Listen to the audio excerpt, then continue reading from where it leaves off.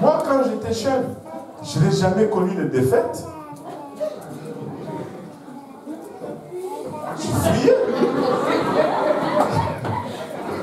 Personne ne m'a jamais battu.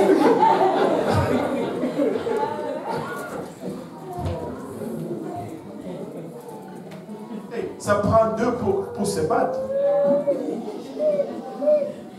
Tu fouilles. Mais vous savez pourquoi vous ne fouillez pas? À cause de l'orgueil. Aspirez à ce qui est humble. Fouille. C'est tout. Ne rendez à personne le mal pour le mal. Ne réglez pas vos comptes vous-même. Recherchez ce qui est bien devant tous les hommes.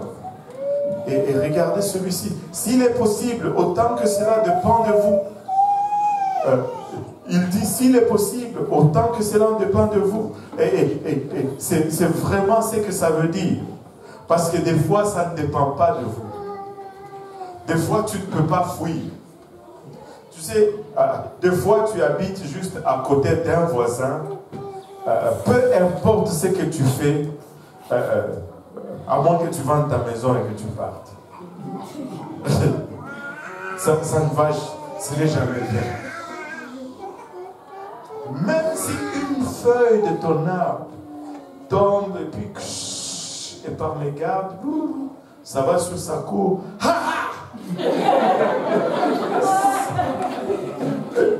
Écoutez, je n'invente pas des choses. Vous avez tout, vous avez le même arbre. Tu as un érablier, lui il a un érablier. Mais il peut faire la différence entre ses feuilles et tes feuilles. Moi, je ne l'ai jamais compris.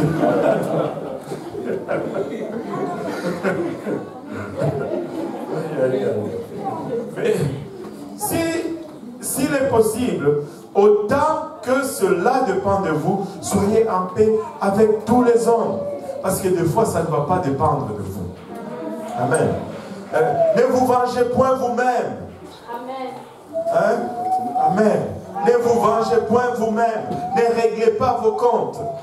Vous savez, oh wow, lui là, attendez, je vais la voir au tournant. Non, non. Amen. Ce n'est pas comme ça. Ne vous vengez point vous-même, bien-aimé. Il met bien-aimé pour vous adoucir un peu. Ne vous vengez pas vous-même, bien-aimé. Mais laissez agir la colère, car il est écrit, à moi la vengeance, à moi la rétribution. Quand il dit laissez agir la colère ici, ce n'est pas que si tu es fâché, laisse-toi aller. Non, non, non. Laisse faire la colère. C'est ce que ça veut dire. Cela ne veut pas dire que laisse que la colère soit en action. Laisse faire la colère. Amen. Amen. Car il est écrit, à moi la vengeance, à moi la rétribution, dit le frère tel et tel. Non, non, dit le Seigneur. Pas toi, pas moi, mais le Seigneur. C'est le Seigneur qui règle les comptes. Vous savez, avec le peu d'expérience que j'ai appris une chose. Laissez faire. Des fois, les gens vont venir me voir et disent, mais pasteur, il faut faire quelque chose, il faut que tu adresses cette situation. Je vais regarder, je vais dire, ok, attends un peu. Tu sais, quand on laisse Dieu faire, il règle mieux les problèmes que nous. Des fois, nous disons, nous allons tout abandonner entre les mains de Dieu, mais nous voulons retenir beaucoup de problèmes, beaucoup de choses. Je ne veux pas dire que nous allons vivre dans un laisser-aller. Écoutez, laissez-moi vous dire clairement. Beaucoup d'entre vous, quand vous venez dans le bureau, vous me mentez. Et je le sais que vous me mentez. Je ne réponds. Quand vous me mentez, je le sais. Mais je laisse faire. Parce que Dieu s'en occupe.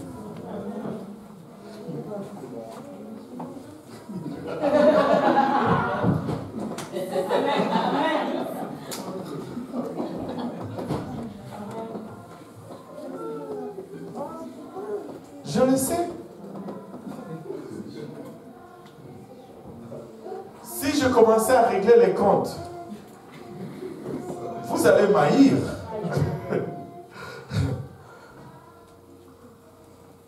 Je dis, ok, c'est ça la situation. Bon, ok, on va prier. Et on prie. Et on prie. Et vous savez quoi? Dieu règle toujours. Dieu règle toujours. Vous savez pourquoi je dis ça?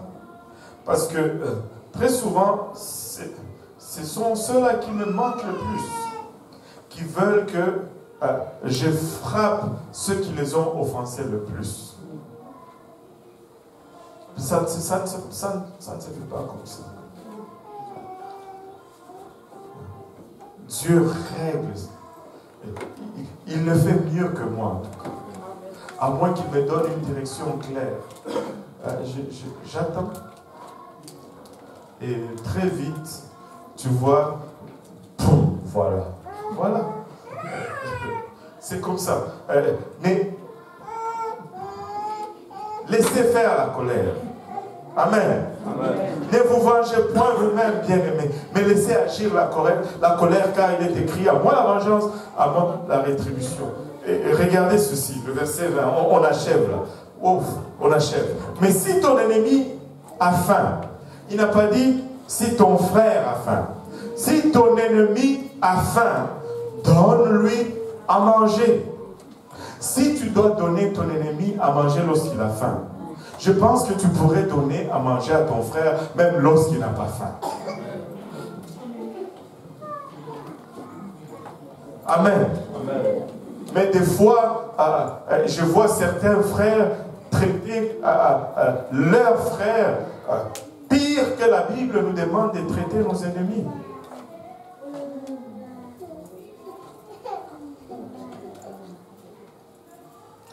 Mais si ton ennemi a faim, donne-lui à manger. S'il a soif, donne-lui à boire. Car en agissant ainsi, ce sont des charbons ardents que tu amasses sur sa tête. En d'autres termes, tu laisses Dieu régler son problème. Mais tu ne vas pas le faire avec l'intention que Dieu lui règle le compte. Lui, c'est mon ennemi. Parce qu'il est mon ennemi. Tiens, prends à boire. Tiens, prends à manger. Comme ça, tu vas voir ce que Dieu va te faire. Non, ce n'est pas ça que la Bible est en train de dire.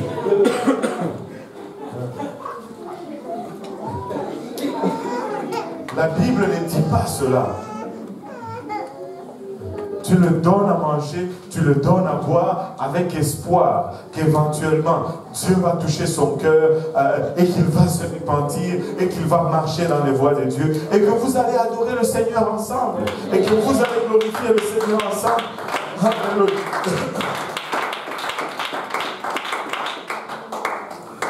Et j'aime le dernier verset.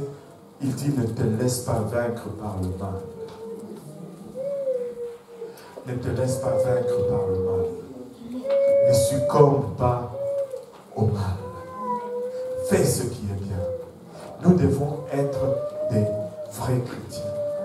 Notre caractère doit être comme celui-ci. Vous savez,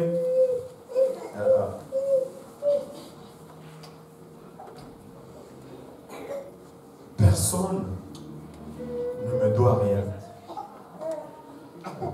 Ne regardez pas vos frères comme s'ils vous étaient redevables. Parce que Dieu a dit, tu dois me donner, alors tu dois me donner.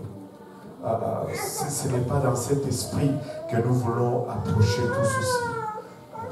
Nous voulons approcher notre marche avec considération vis-à-vis des autres. La leçon ici, c'est que avant de me regarder, je considère l'autre. Même lorsqu'il me donne, je considère, je regarde, est-ce que ça ne lui coûte pas trop? Je peux être généreux même en recevant, vous savez. La générosité, ce n'est pas seulement en donnant, mais c'est en recevant aussi. Je regarde comment l'autre se tracasse, l'autre se donne. Je dis, frère, aujourd'hui, je vais t'alléger un peu la tâche. sœur, aujourd'hui, je vais t'alléger un peu la tâche. Je ne suis pas obligé d'être toujours un fardeau pour toi. Va, repose-toi un peu. Vous savez que c'est généreux d'agir comme ça. Ce n'est pas que tu as donné quelque chose, mais tu as été généreux dans ta réception.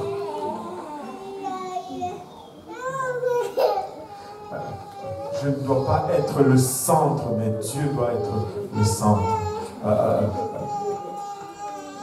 Si nous allons être l'église que Dieu s'attend à être, que nous soyons, nous devons d'abord être sanctifiés.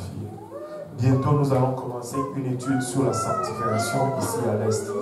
Nous allons retourner aux choses de la sanctification. Nous allons parler de l'habillement. Nous allons parler de l'attitude. Nous allons parler des décorations, des ornements. Nous allons parler des comportements. Nous allons parler de la colère. Nous allons parler de ces choses parce que nous voulons être une église sanctifiée. Vous savez quoi? Tout comme ça l'est pour un chrétien sanctifié, il discerne la volonté de Dieu. Une église sanctifiée discerne aussi la volonté de Dieu. Une des plus grandes aspirations pour nous, c'est que nous soyons saints. C'est la chose la plus grande que nous allons accomplir. Parce que c'est ce qui nous amène à la plus forte ressemblance de Dieu. C'est la sanctification. La Bible dit, soyez saints comme je suis saint. Mais nous devons travailler notre caractère. Amen. Quand nous nous sanctifions, Dieu va nous révéler nos dons. Et en ayant possession de nos dons, en entrant dans l'exercice de nos dons, nous devons veiller à notre caractère chrétien. Nous devons le faire avec charité, avec amour, avec générosité, et non avec égoïsme et avec orgueil. Tout don exercé avec égoïsme et avec orgueil détruit. C'est pourquoi Paul, à chaque fois qu'il parle de dons, il finit toujours par parler de l'amour.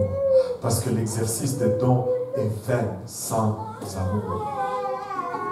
Si tu n'aimes pas quelqu'un, pourquoi est-ce que tu vas prier pour qu'il guérisse?